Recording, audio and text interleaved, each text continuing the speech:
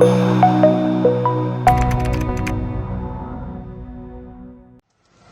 الرجال؟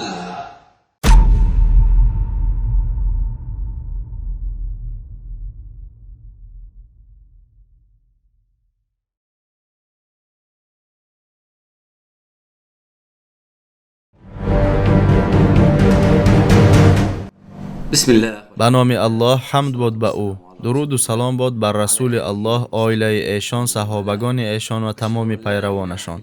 شهادت می دهم که نیست معبود جز الله و محمد رسول اوست. موضوع برنامه امروزه امان کلام بی پایان الله نجات ده خواهد بود. الله متعال فرموده است: ای کسانی که ایمان آورده اید، خود را و عائله‌تان را از آتشی که هزومش انسان‌های و سنگ‌ها نجات دهید.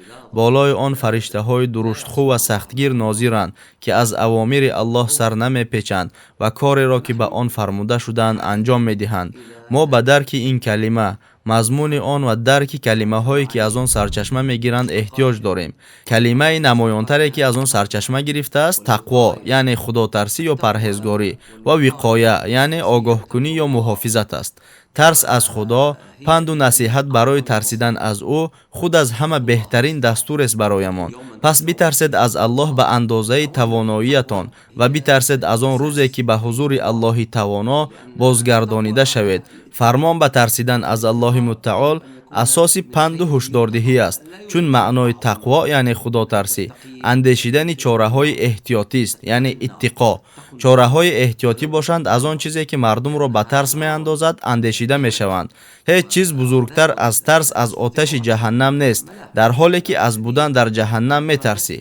از آتش جهنم به مقدار نصف خرما باشد هم خود را نگه دارید، زیرا آتش همه چیز را سوزاند و کسی این عذاب دهشتناک را تاب نآورد. وقتی که انسان از این مجازات می ترسد یعنی چاره های احتیاطی می اندیشد، او در حالت خوب قرار دارد. اکنون عاید آن سخن گوییم که چی طور خدا ترسی یعنی تقوا به وجود می آید.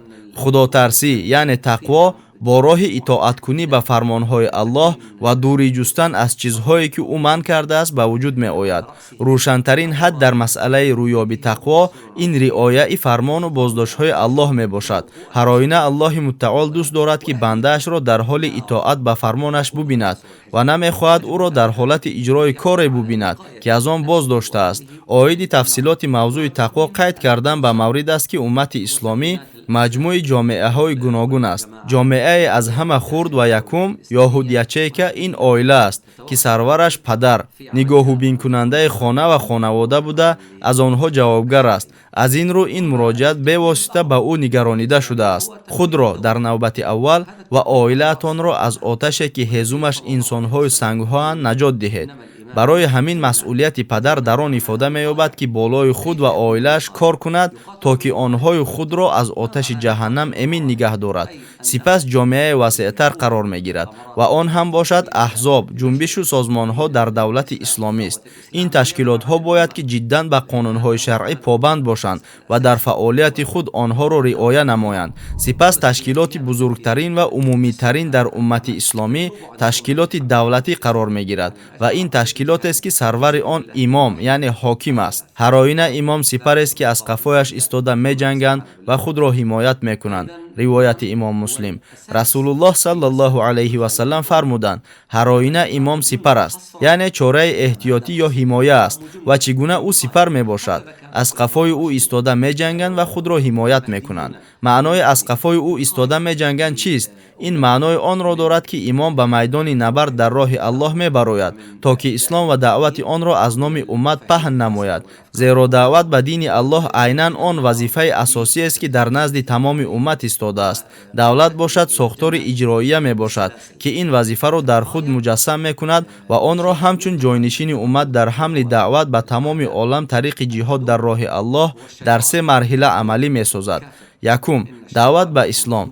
دوم пешниҳоди ҷизя, сеюм ба ёрии Аллоҳ таваккул карда эълон намудани ҷиҳод. Ҳамин тавр имом дар масъалаи андешидани чораҳои эҳтиётӣ аз ҷониби уммат асос аст. Ҳар оина имом сипар аст. Калимаи маҳдудкунандаи иннама ба он ишора мекунад, ки танҳо имом, яъне ҳоким сипар, яъне чораи эҳтиётӣ ё ҳимоя мебошад. Айнан ҳамин гуна буданд халифаҳои рошид, ки ба роҳи рост қадам мегузоштанд. онҳо барои уммати худ аз мусибатҳои даврони худ, аз душманон ва аз мафҳумҳои нопоку фикрҳои худхоҳона ҳомӣ буданд ва онҳо умматро аз оташи ҷаҳаннам тавассути бар мардум татбиқи ислом ва ҳидояти онҳо ба роҳе, ки сӯи биҳишт мебурд, ҳимоят мекарданд. аз ин рӯ эҳтиёт аз душман бояд бошад, чуноне ки қаблан зикр шуд. душман бошад ин шайтон ва инсони кофир мебошад. ҳар оина шайтон душмани шумост, пас ӯро душман бигиред. кофирон низ душманони мусулмонон ҳастанд, чунки онҳо мехостанд, ки шумо низ кофир шавед ва дар ҳаққи мусулмон шарафу хешовандиро қоил нестанд. онҳо муъминонро дӯст надоранд, баръакс алайҳи онҳо шабу рӯз дасисаҳои пайдарпай мекунанд. эҳтиёткорӣ аз хатари бузургтарин низ мешавад ва он оташи ҷаҳаннам аст, ки вохӯрӣ бо он таассуфовар мебошад. бинобар ин мусулмонон нисбати каломи бепоёни наҷот деҳ эҳсоси махсус бояд дошта бошанд. онҳоро аз гуноҳон наҷот деҳ. инчунин ва моро аз азоби боди сӯзон наҷот дод. ҳамин тавр эҳтиёткорӣ амали ҳатмист, чун инсон аз рӯи табиати худ заиф буда мавриди дасисаҳои шайтон ва куффор қарор мегирад, ки барояш аъмоли зиштро зиннат медиҳанд, то ӯ онҳоро зебо пиндошта онҳоро анҷом диҳад ва бо ин ба муҷозоти Аллоҳи мутаол сазовор гардад. бинобар ин мо ба таъаммули маънои калимаи эҳтиёт ниёз дорем, инчунин ба дарки ҳақиқии мазмуни он, чуноне ки Аллоҳ ирода карда Наби саллаллоҳу алайҳи ва саллам фармудаанд, ниёз дорем, то ки ин эҳтиётро ба худ, оилаи худ, уммат ва давлати худ нисбати ҳар чизе, ки аз он эҳтиёт бояд шуд, татбиқ намоем. аз Аллоҳ мепурсем, ки моро нафарони ботақво гардонад ва аз шарри замони худ, аз шарри шайтону куффор ва аз шарри оташи ҷаҳаннам нигаҳ дорад. аз Аллоҳ барои худ ва шумо талаби бахшиш мекунам. ассалому алайкум.